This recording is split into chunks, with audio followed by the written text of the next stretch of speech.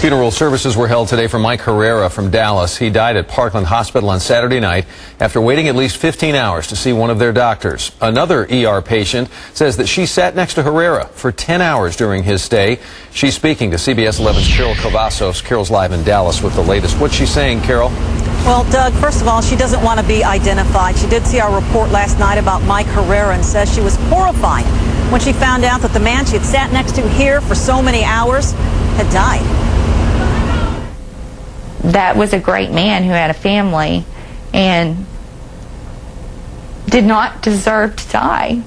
This woman says she sat next to Mike Herrera for 10 of the 15 hours he waited at Parkland's ER last weekend to see a doctor. I saw him when he walked in the door, and because he stood out so much. What stood out, she says, were Herrera's hernias. They were protruding hugely through his shirt, huge. These two up here. They were protruding at least this much.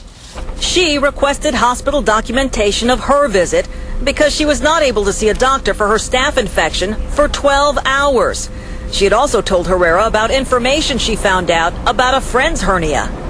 If anybody that's halfway intelligent can read online about hernias, and when hernias protrude to that extent, your organs can shut down.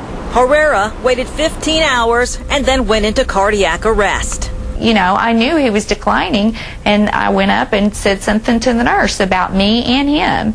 And she basically thought I was hysterical, and, you know, she had her other things she was involved in doing.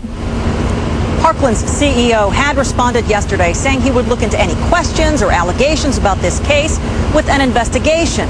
He just wasn't available for comment on this woman's remarks. Live in Dallas, Carol Cavazos, CBS 11 News.